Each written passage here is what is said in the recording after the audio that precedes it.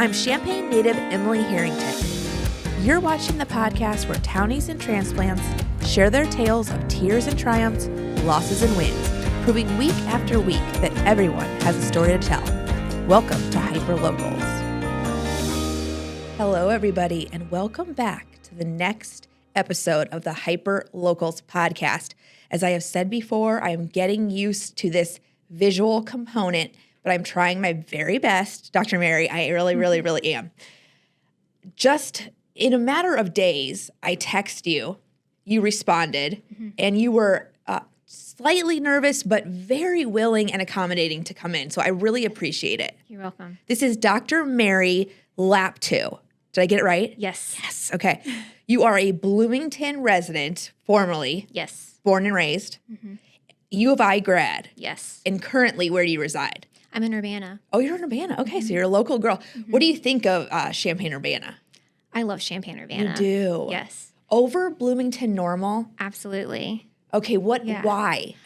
So I really like the park aspect. Okay. So we're really close to like Homer Lake, Middle Fork, Kickapoo. I really love walking my dogs. I love trail riding horses. So being so close to those things is really excellent. What about the restaurants compared to Bloomington normal? Because that's where I take an issue. I agree. Okay. Yes, I think we've had some really like an increase in local restaurants that have been fantastic. Yeah. So in Bloomington, I would say there's probably definitely more restaurants. Okay, and but maybe options. we'll get there. Yes. Okay. I think hopefully. we will get there. Okay, good.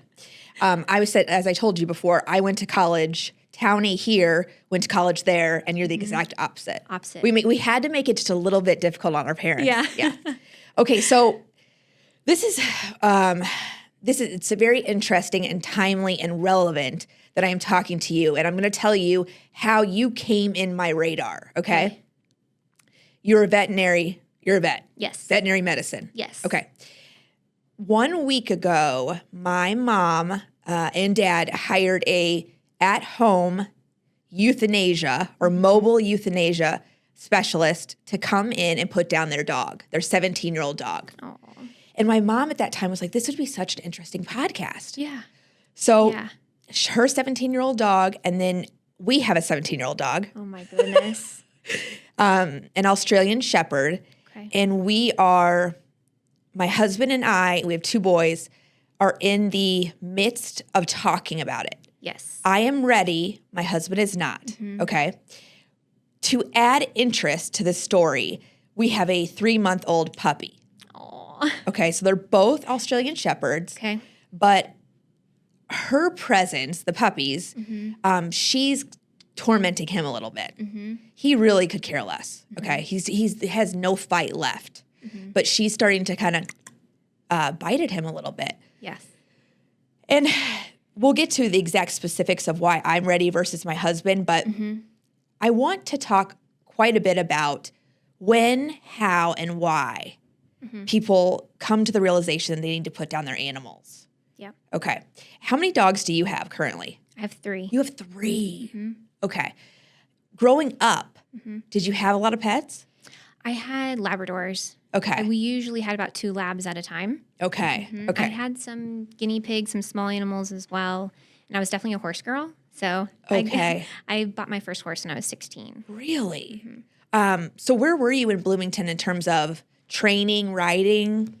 Yes, I did a lot of riding. I did English in Bloomington. Okay. And what's that mean? So English is like the jumping, Okay. dressage. I was at a really fantastic barn in Bloomington. I really loved it. Okay. It was a great thing to do growing up. Had a lot of barn friends. So it was like our little community. That's a unique hobby It is. and an expensive one. It is. Okay. Yes. Here, where do you still continue that hobby? I do. So I have a small boarding facility in Urbana. Okay.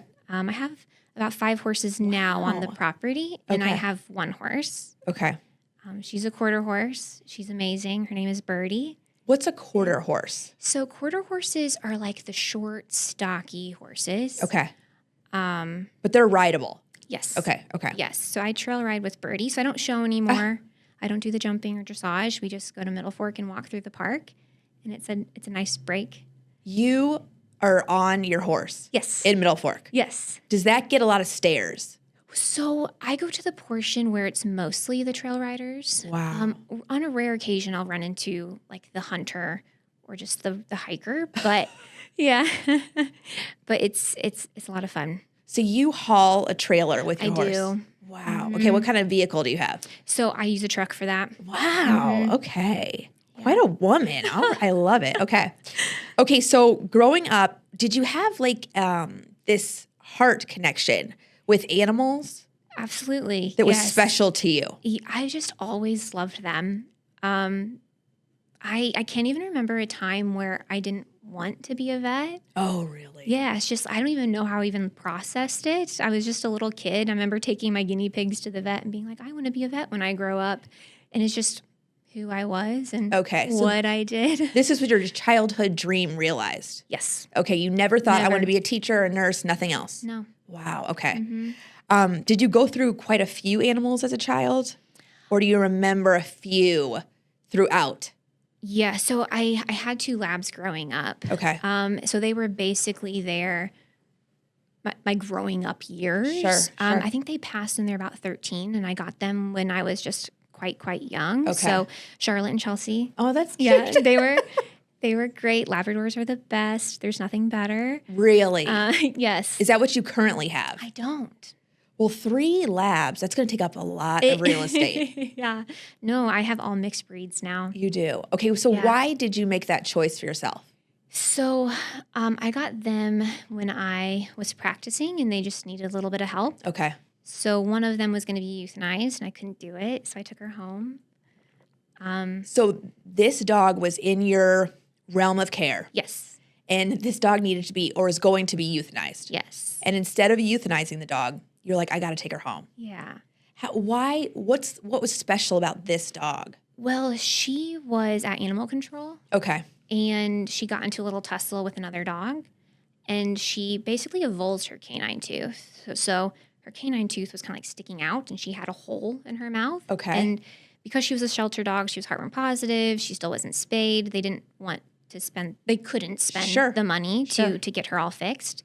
So, I mean, euthanasia is never a wrong option because there's nothing kinder than a peaceful death. But she was so young, and I'm like, I just can't do it. I'm Really? going to take her home, and she's amazing. Okay, so does that happen a lot in your field? It does. Okay. I feel like it used to happen more frequently than it does now. Okay. I do try to do everything possible to keep the dog in the home. Oh, okay. You know, there is a spectrum of care, and there are resources Sure. out there. So, but there are cases where it's like Right. they've relinquished them, and sometimes that's a good option for them. Is that how you got all 3 of your dogs? No. Okay. Okay. And then I got the other one. She was also an animal control dog. She's been there. She was there for several months. She was found as a stray. And I worked a little bit at the animal control in Southern Illinois. I was there for a short period of time, and I just took her home. Oh, wow. And she's my soulmate. She's my heart dog. Okay, that's what my next question was. Yeah. This concept is new to me Yes. of heart dog. Yes. How would you describe that? It's a once in a lifetime dog. Really? Yes. Okay, so what makes her your heart dog? God, you know, I think it's just like the connection that you have. You know, I've had quite a few dogs. I love them all. You know, you do love them all a little bit differently, but she's just extra special. Okay. And it's kind of like I know that she's like my heart dog now, that sometimes I kind of have like this anticipatory grief I've that heard I'm of like this a that lot. I'm like, oh, I'm gonna lose her someday. And it's like it's for people, we usually outlive our dogs. It's like I know I'm gonna lose her someday. And sometimes I try not to think about it because I want to live in the moment, but Sure. she's just extra special. Okay, so you think about her demise Yes. and how that will affect you Yes. Yeah. now. How old is the dog?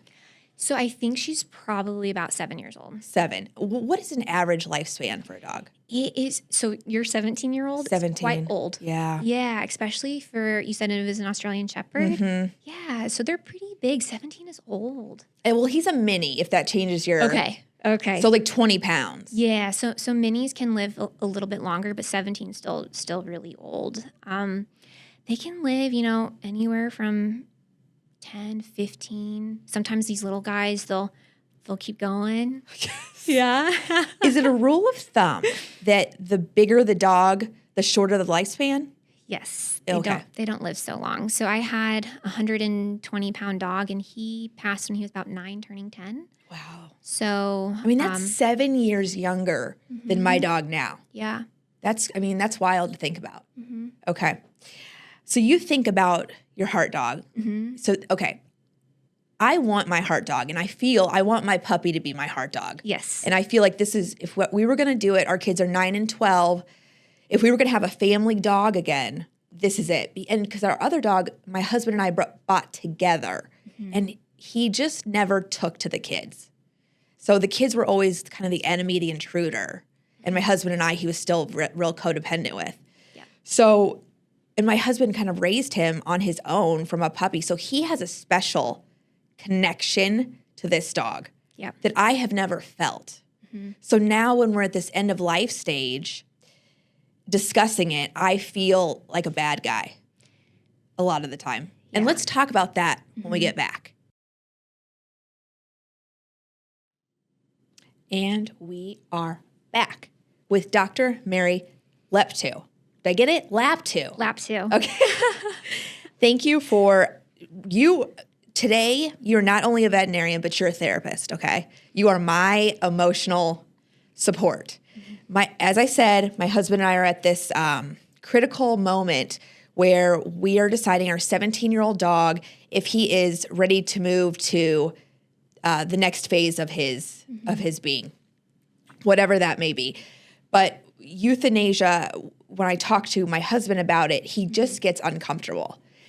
As a vet, how do you navigate these situations with patients and clients? Yes, that's a really hard question. Yes. So it is a very personal decision, because you live with your dog, you know how they are on a daily basis, but it's a difficult decision to make. Yeah. It's not one to take lightly. So I often get these conversations with clients to help them, because nobody wants to make that decision. No. So I usually try to, what are you seeing at home? What am I seeing? And, can we make that decision together? Okay. Because I do think that there is some level of guilt that you feel when you make that decision for your pet. I experienced it myself. It's a terrible feeling. Yeah. So I try to say, this is the best option for your pet. We are making the right decision together. Okay. And just to help bring them at ease. So you are relatively direct with the direction you think they should go. Yes. And I bet that there is no better feeling for them than you, the vet, saying, yes, it's time. Yes. Okay. Do you often have one or the other? One is more ready, one is not? All the time. Oh, really? And I think my fear with this is we put him down and Andrew's upset with me. Yeah. Or, or I'm the one to blame. Yes. Okay. Yes. And I'm going to describe to you what I'm seeing at home Okay. as if you were my client or I was your client. Okay, so 17, he does eat and drink. Okay, the bathroom situation has gotten to the point of incontinence, I would say. He sometimes goes to the door, but mostly it's just over the house. He can't sit. Everything is slow and robotic movements. Constant coughing, like a heart failure. Okay. Okay. Coughs mostly during the night. Not coughing anything up, but just coughing and uncomfortable. Okay, good. So what would you say to me if I was your client? Yes. Knowing you haven't seen the dog. Yes. So I usually say there's 2 ways we can take this. Okay. So the first way is just palliative care. So what can we do to help your dog feel comfortable at home without doing all the additional testings, the x-rays, the blood work, because that can add up. So I would say that, we can do palliative care, watch out for, does he stop eating? Does he start, doesn't want to drink anymore? Is he not doing the things he used to like to do? Is he in pain?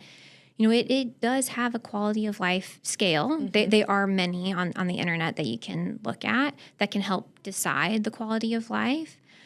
But the other option is we can do all these tests. We can take x-rays, Wow. we can do blood work, and then there are medications that we can put them on to help them. Okay. Pain medication, cough medication. Okay.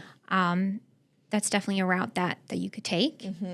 So if there's like a couple on the fence, Yeah. then I would usually say let's do the testing route, because if we find something really scary in the chest or the blood work is very awful, then you can say these are what we found on diagnostic testing. He's not doing well. Probably be the best decision. Okay. Versus if everything comes up clear, then you can be like, well, let's try some medicine and see if we can keep him comfortable in his. That's palliative care. Yes. Okay, like pain meds. Yes. Okay. So what if the couple was on the same page and this was the same scenario? Would you say I would recommend putting him down? That's a really good question. Yeah. So it really just depends. Like, is he coughing so much that he's in respiratory distress and he can't breathe? Is he so painful that he doesn't want to get up anymore? He doesn't want to bark at the mailman. Yeah. Do the things that he usually loves to do. Okay. That would definitely come into play. Okay. For sure. It's really hard with these super seniors because it's like where do you draw the line? 100%. I do think that, there comes a time where you can just tell they're really tired. Okay. Okay. Is it ever too soon? Never. Really? I just don't think it's ever too soon. I feel like I get a lot of people, if I'm euthanizing their current dog, and they say, I let my previous one go too long, and it really affected them. And I always say it's better to do it, a day too soon than a day too late, because we don't want our pets to suffer. And we don't know. That's the hard part. We're not inside their body or brain. Yeah. And so anyway, this is an ongoing discussion with my husband and I, and knowing my mom and dad just went through this, and they have no regrets. But they did do at home. Yes. Okay, so why did you come into this niche of veterinary medicine? That's a really good question. So I euthanize a lot of dogs at my clinic job. It's never wrong to euthanize them in the clinic at all. But I do think that they are stressed sometimes. There's other barking dogs. There's people in the lobby laughing. Even though I love seeing my clients. Yeah. And the pets. Sure. A lot of times the pets don't like to see me. Okay. And it's in their last moments. I just don't like them to have stress. Okay. So I like them to be quiet, calm, familiar smells, people. When we do it at home, we have other pets involved, other family members involved. Sometimes the neighbors come over. Oh my gosh. It's like a little celebration, and they just fall asleep right in their home. I do like a lot of euthanasias in the clinic. People will say, like, I just wanted them to fall asleep at home. Like, I just wanted them to pass. But they can pass at home. That's an option for them. There are things that you can do in the clinic to help make it a little bit easier for them. Okay. So, like right now, like we have like a noise machine that's playing like little background noise to help block it off. I don't like taking the pet away from the room. Some people will take them in the back and treatment, place the catheter, and then bring them in the room. Okay. I don't like separating them from their owners in their final moments because I do believe the dogs know and they don't like to leave their owners 99% of the time. Sure. But at home is a really beautiful option. Do you have to be specially certified to do that kind of care? No. Okay. Any veterinarian can do it? Yes. Okay. Do you work at a traditional practice? Yes, I do in Danville. Okay, so is this Monday through Friday? Pretty much. Okay. I have one day off a week. And you only do dogs and cats? Correct. Okay. And I imagine what you're telling me for the dog would also apply for the cat. Yes. Okay. Yes. Do you euthanize cats at home? I do. You do? I do quite a bit of cats, and that's because cats get extra stressed. Oh, sure. Yep. They don't like going in the carrier. They don't like going to the vet clinic. Anything outside their norm just completely throws them for a loop. So I do a lot of cats at home. Is it easier for the parents to be at the vet's office or in the home? And I'm meaning when you have to pack up the animal. Yes. I would imagine it's easier to be at home. Okay. Because, you just lost your best friend. I wouldn't want to walk out into the lobby to see somebody with their new puppy or Oh my gosh. having people, chatting and like it's just another day because it's not another day for you. So yeah, I do think it's nicer at home. Can you take me through the process of a house call Yeah. for this kind of a situation? Yes. So for like a home euthanasia, so I usually go into their home or outside. Some people like to do it outside. And we go over paperwork, we talk about their dog, we give them last treats, whether it's ice cream, peanut butter bones, anything that the pet really enjoys. We try to do that before I give them sedation. And so do you offer that, or do you say, do you guys have any of her favorites? A lot of times the owners will. Okay. Yep. They do the ice cream, the chocolate, anything like that. Okay. Yeah. Anything forbidden previously? No. Okay. They can have whatever they want. Okay. And then what's the next step? So I give them some sedation. Okay. And then they just get really, really sleepy. They fall right to sleep. And then I place an IV catheter, and the last medication goes in the catheter, and they just fall right to sleep. They have no idea. What are you saying to the parents of the animal during these steps?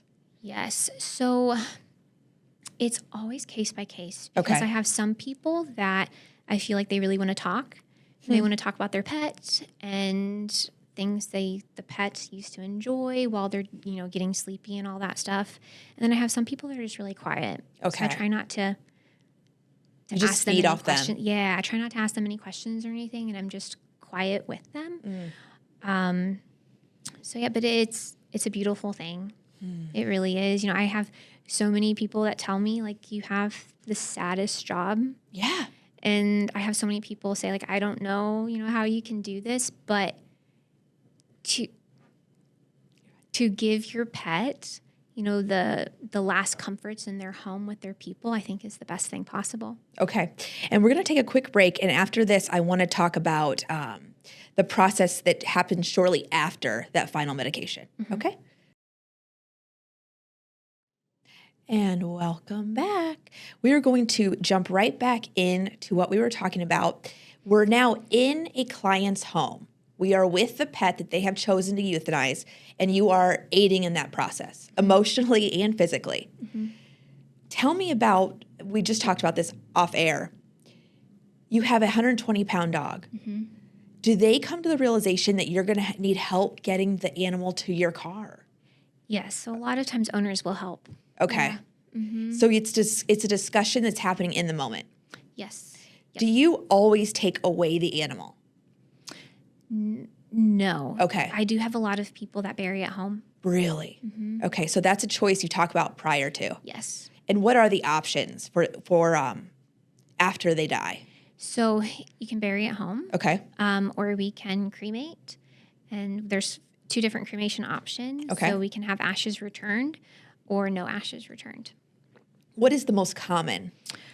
Gosh, I'm probably 50-50 home burial and then ashes returned. Okay. How many of these do you do a week? I do about 1 to 4 a week. Okay. Has this concept, is it relatively new? I don't think it's new, but Okay. I think it's catching on. Okay. So I do think that it's been happening for many, many years. Lap of Love is pretty much the one that got the ball rolling with home euthanasia. It's like a corporate company. And then I've had a few people reach out that said that they've had home euthanasia before and they want to do it again. So I do think it's becoming more commonplace and people know that it's an option now. Okay. And you've been doing this for about 1.5 years? Yes, the home youth. Okay. Is this something that you promote within your office? In Danville? Yeah. I do not. You do not. Okay. No. And can you give me the cost difference euthanizing in office versus this at home? Yes. So it's definitely more expensive to do it at home. Okay. but it's not that much more. So I try to keep it reasonably cost so people have that option without costs being involved. Affordable for all. Yes. Okay. Because cost is involved in like every aspect of veterinary care. Sure. And it's like I can have control over this. So I do try to make it affordable for most people. Okay. I have never heard of an animal passing in their sleep in the night, peacefully, calmly. Why is that not a thing with dogs and cats? I don't think it's the same with people either. Yeah, you know, I guess you're right. I think the process of dying is not glamorous. You know, it's not just you just go to sleep. I do think there's some level of discomfort in the process. So that's probably why they don't just fall asleep, is because the owners don't want to watch them suffer. And that's why they choose euthanasia. And, you know, it's really the only field that we can, you know, take another life. But we don't do it like to spite them or to be mean. It's all out of love. And it's a beautiful thing. Are there cases for you that are harder than others, or are you numb to it at this point? Yeah, I don't think I'm numb to it. You know, it's always very sad. The ones that I would say are more difficult than others are probably the ones that could have been like prevented through preventative medicine. Oh, that's sad. That is sad. Yeah. So that one's a little bit, you know, tough. Okay. I want you to take me through a day of your life in Danville. What you're doing, what's the name of your practice? What does your day look like? Yeah, so I work at State Line Hillcrest in Danville. Okay. So it's a general practice clinic. I see appointments during the day. I have one surgery day a week. Oh. And we pretty much see everything. Okay. Dogs, cats, what's the most common ailment that they're coming in for? Skin. Oh, really? Yes. It's a lot of dermatology cases, a lot of allergy issues. That's probably the biggest one is skin issues. Is this increased in your time as a vet? I really think it has. Okay. And I'm not sure if it's just people are doing something about it, you know, versus, but I don't know what's causing the increase. I've had a lot of cats that have had allergy increase, which I graduated in 2018. I'm like, I don't remember seeing this many cats with skin issues. That's but interesting. A lot of skin, a lot of just GI, vomiting, diarrhea. We vaccinate a lot. Okay. Vaccines are important. Okay. Surgeries. What surgeries are you performing? Yes, so I'm not a huge fan of surgery. Okay. I will do what I can. Oh, really? I do not like abdominal surgery. You just don't feel confident? Correct. Really? Yes, and I've tried and tried. I've had so many people try to help me, and I just can't. I just do not like them. You do not like them. I do so not. you just choose not to do them? Yes. For the most part? For the most part.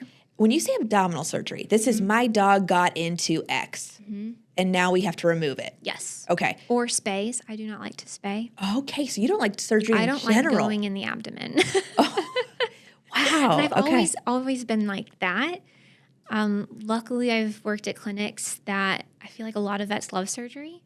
And I would be like, I'll see any appointment you want me to. Wow. But if you do the surgeries, I'll do the appointments. Was that a prereq in school? I mean, did you have to work on cadavers? And that's the problem, is we really just didn't get that much training in school. Okay. So it's like you graduate and then they hand you a dog to do surgery on. And it's like, oh, yeah, that's frightening. I mean, there's a little bit of surgeries that you can do in school, but really not a lot. It all comes after. Well, good for you for having this self-awareness. Yeah. To say, no, thank you. This isn't my forte. Yes. I'll do anything else. Because there's people that's their bread and butter, probably. People love it. Yeah. Spaying and neutering. Highly recommend. At what time? What benefits do we get from spay and neutering? So there's been a lot of changes about that recently. Okay. So we used to spay and neuter like as soon as possible, like 6 months. Okay.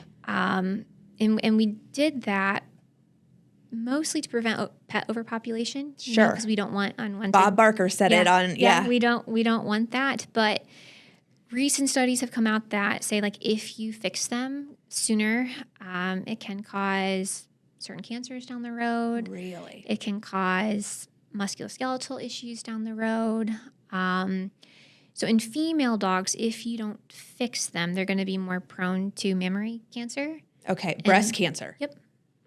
Okay. As well as pyometra, which is a pus-filled uterus. So we see that all the time. Really? So I do think it's super important that you have to fix your female dog, but maybe just not as soon as we used to think. Okay. Fixing, spay, and neutering. What's the difference?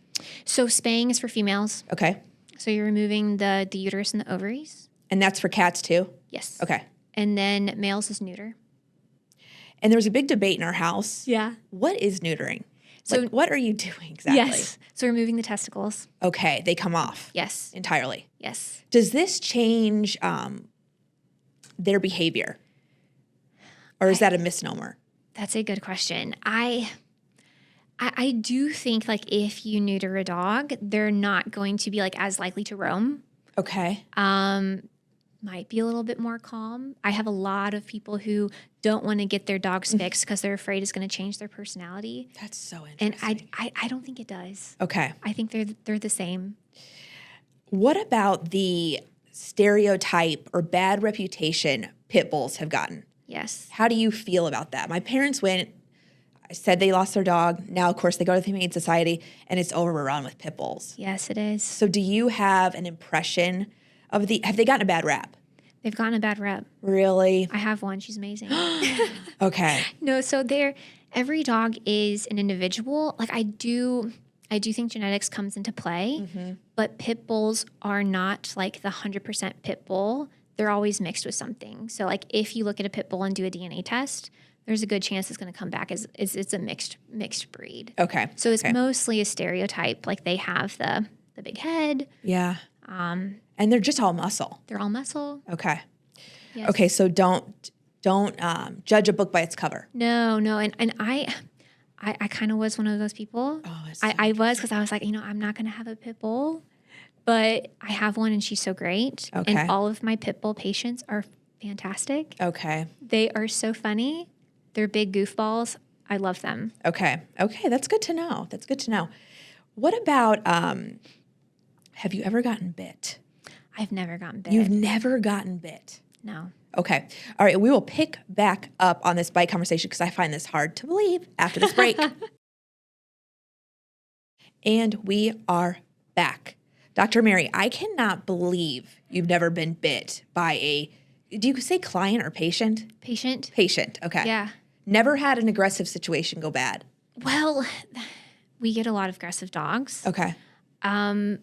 But I feel like the more you're around these dogs, they do give you little subtle clues. And you have to say thank you for giving me those clues. Okay. You just earned yourself a little party hat, so a little muzzle to put on. Okay. I will muzzle a dog just to keep everybody safe. Oh, yeah. I don't want my technicians to get hurt. I don't want to get hurt owners and then the dogs because you have to file a bite report and I don't want a bite report on your dog. Okay. So you just err on the side of caution. Absolutely. And then a lot of times muzzles will distract them.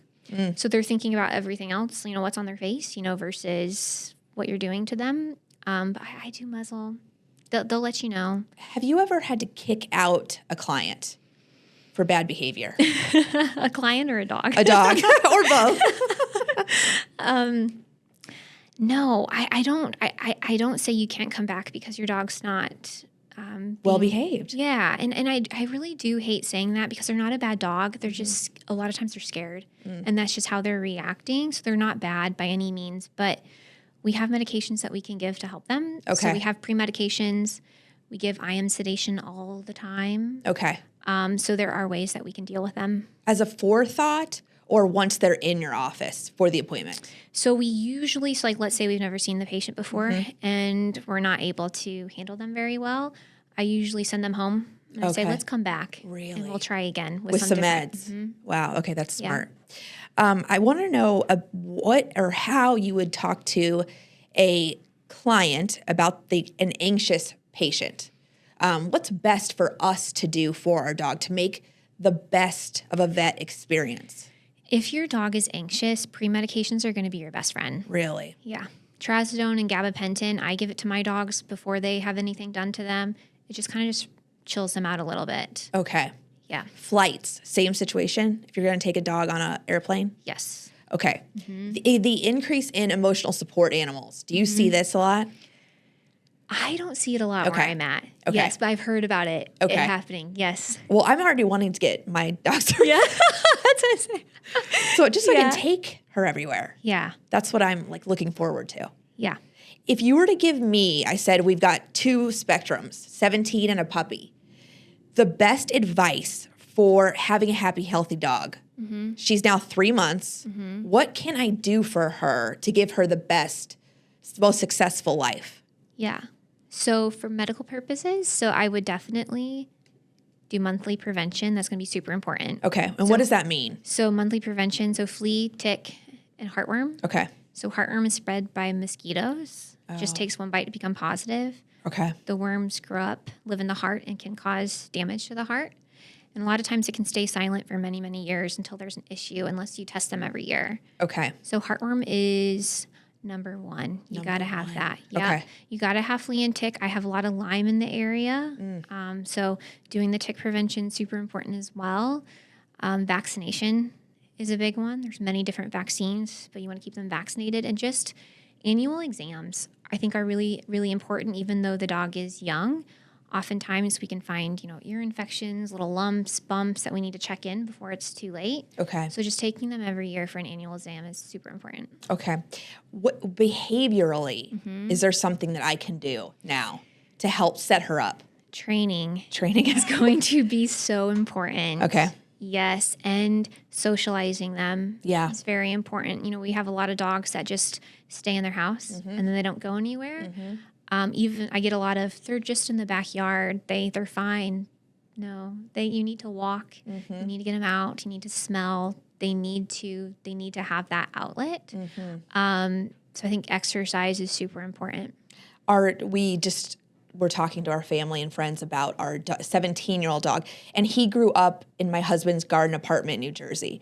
So there was just, with him just throwing a ball against the wall. Yeah. So we didn't know any better. Yeah. But now with this dog, I'm taking her to every birthday party, Yes. Every cross-country meet. Like, you want to hold her, hold her.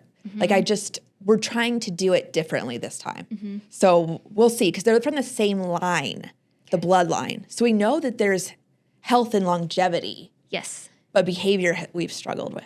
Yeah. So we have a do-over here.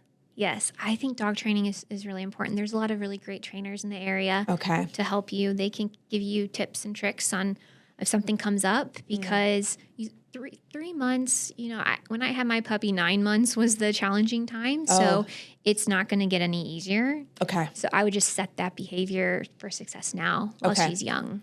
People are telling me the dog ate their drywall or their baseboards. Yeah. And I'm like horrified. Yeah. Horrified. No one said you should get a puppy. It's a great idea. Yeah. No one said that. But we jumped anyway. Yeah. And we just love her. Puppies? But I'm reading a book and I'm trying to do everything right. Yeah. It's They're a lot of work. They're not easy. It's a tough stage. They're cute. Yeah, so cute. But it's like, can't wait to get past the puppy stage. Yes, and the book says before that 3 months vaccination, they really can't get out and about. That's what they say. That's what they say. That's not what I follow. Really? Yeah. So I think it was like a trainer. They said like socializing is like a vaccine for the mind. So by the time they come in for their 16-week vaccines, like the social period is almost, it's ended. Unreal. Yeah. So, I mean, if you definitely need vaccines, 8 and 12, 16 weeks, I wouldn't take them anywhere like Petco or the dog park or anything like that. But if you can include them in your life and then have them around fully vaccinated dogs, I would do it. I wouldn't wait, because then you're going to set yourself up for failure if you don't let them out. Okay. That's almost more important. To me, it is. Sure. I'd rather have a well-rounded adult dog than one that wasn't. Then that slight chance. Yeah. Okay. Dog people versus cat people. Is this a thing? Is this black and white? It is a thing. Okay. Yeah. I mean, I used to not like cats as much. Sure. But I have 2 now, and I think they're fantastic. Okay. And they're wonderful. So I think they just haven't really tried the other one, So it's like, if you say you're a cat person, did you even try the dog? Okay. So you believe dog people, cat people, they're animal people. Yes. Okay. how do your dogs and cats interact with each other? And was this a transition to get them to cohabitate? So I do have barn cats. They're the most spoiled barn cats, though. So they do interact outside, and they just get along. Really? Yeah, Do you live on a farm? I do. Okay, that's what I'm picturing. I'm picturing you homesteading during the weekend with chickens. Okay, so how do I acclimate the dogs to the kids, my kids? That's a good question. Okay. Like your puppy, or Because it's too late for the 17-year-old. We Yeah. cannot teach an old dog new tricks, I feel like. So I don't have any children. Okay. But I wouldn't let your kids Mm-hmm. kind of like pull or sit on the dog or anything like that because they're a dog. Okay. You know, they might not like that, and Sure. then they'll snap. Okay. So I teach them to respect the dog. You know, don't pull, don't hit. Teach them how to pet nicely. Okay, so you can be too rough. Like, Yes. rough housing isn't going to acclimate them to it. It's going to make them defensive. I wouldn't recommend it. Okay. We're going to take a quick break, and when we come back, I want to talk about dog parks and your opinion of. And we are back. Okay, before I lose my train of thought, I want to talk about a couple things that I've thought of. Yes. What's your opinion of dog parks? And would you suggest, when my dog is fully vaccinated, going there? I'm nervous. Yeah. On both sides, I'm nervous. Yeah, for sure. So, again, it's another personal decision, but I would not go to a dog park. Really? No, I would not go to a dog park. So, Oh my gosh. I first of all, intestinal parasites. Like, are Okay. you sure these dogs are on prevention, that you're not passing worms back and forth to each other? Okay. You know? And that's through feces? Is Yep. that okay? Mhm. Okay. Yeah. And the behavior and the pack mentality. I used to go to dog parks and then I stopped real quick. Okay. I feel like a lot of the dogs are not behaving well, and it's not a place to teach your dog how to behave. Okay. And I have seen, when one dog kind of picks a fight and then they all kind of gang up on the dog. So I don't like it. Not saying it can't be a good thing. It can be a good thing for some people. I have friends that take their dogs to dog parks and they love it, but I'm not going to take mine to one.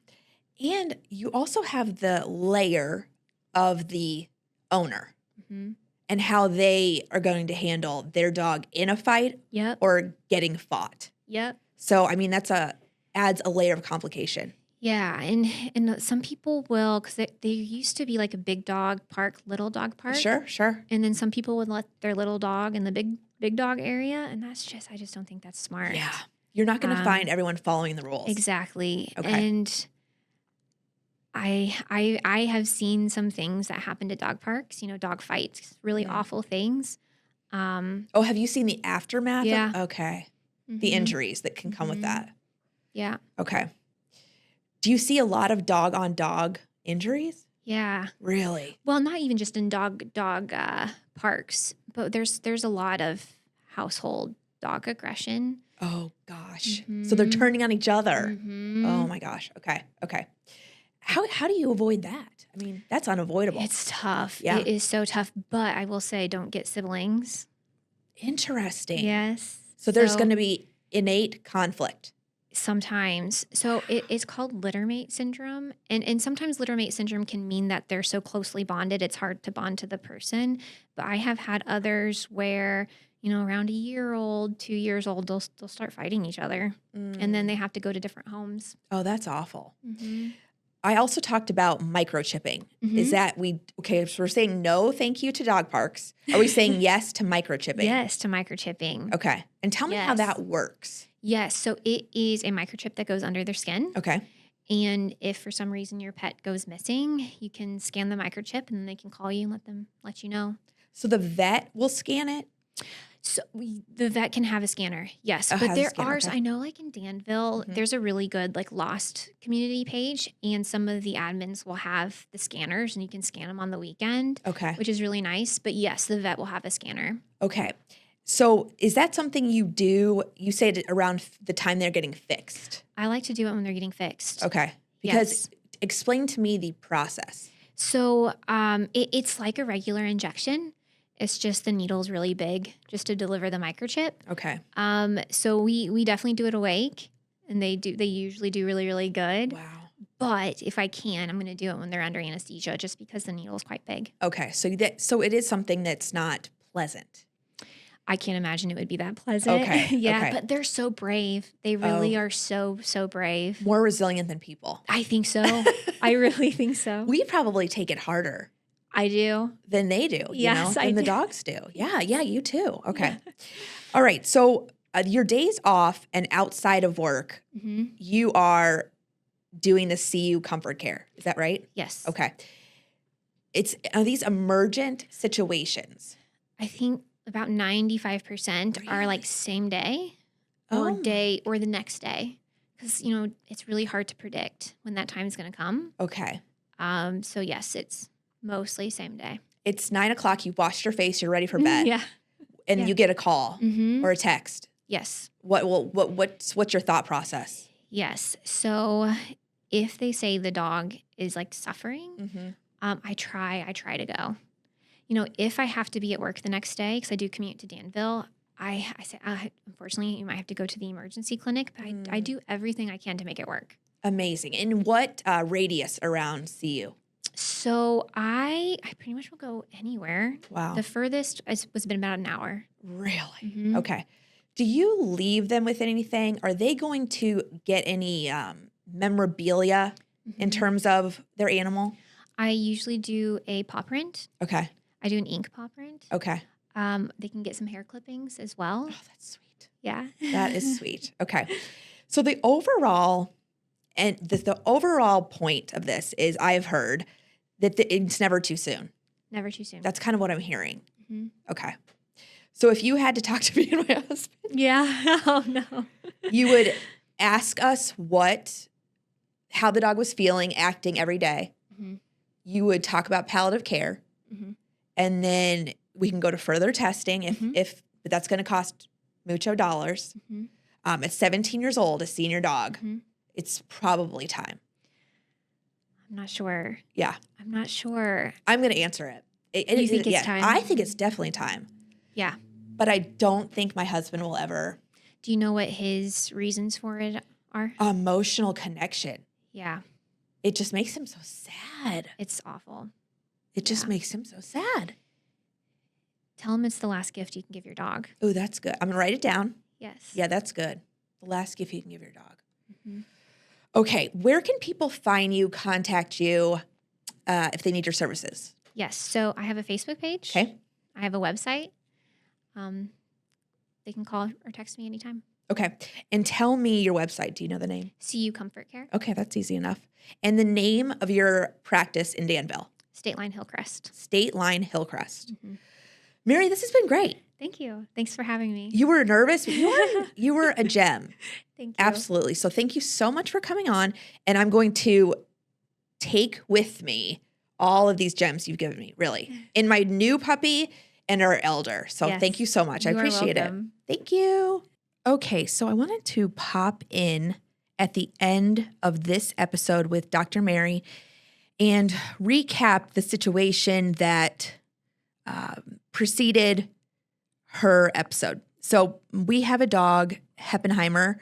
He was 17 years old. I discussed in the ep with Dr. Mary. My parents, a week prior to that, had put down their big golden retriever. And so this has been on the brain, on the mind. My husband and I, one weekend, were rolling up a carpet, okay? It was a big area rug underneath our ping pong table in a playroom. And as Andrew and I rolled it up, we noticed that our hands were completely saturated. And we knew that at that point, Hep had been using that spot, that rug, for his bathroom for far longer and far more often than we ever thought. And for the first time, my husband came to the realization that no longer is Hep in good standing. physically. He just, he is not right for the world anymore. And it's 17 years old. We are blessed beyond comprehension of what a long life looks like for a dog. So that was Sunday, on that Monday morning, I called our vet and made an appointment for that Wednesday. And then I told my husband what I had done. And that took about 24 hours of him to really let that sink in, because I don't really think at any time he would have made the call on his own. So I knew I needed to nudge in that direction. So the four of us, myself, my husband, and our two kids, went to the vet, our old vet that had seen Hep in previous decades, years. And we went through the process of getting him euthanized. And Hep and I have a long, sordid history. He's not my best friend, okay? He's Andrew's best friend for sure. But he never really took to my kids, and we've tolerated each other. But at that moment, in that room, I couldn't believe the emotions that flooded and hit me. And it was more of the concept of, it was us starting our family 17, 18 years ago. And where has 17 years gone is really what got me so emotional about it. But I just wanted to pop and put a final pin on that conversation and close that chapter, really, because it was a long chapter and it was a pretty strong one. So it's never too early, and it's the greatest gift you can give them. So I'm going with that from Dr. Mary. Thank you. Thank you for listening to this week's HyperLocal show. If you like what you hear or you need anything from me, let me know at hyperlocalscu.com. Also, search and follow HyperLocalsCU on all social media. Like me, follow me. Bye.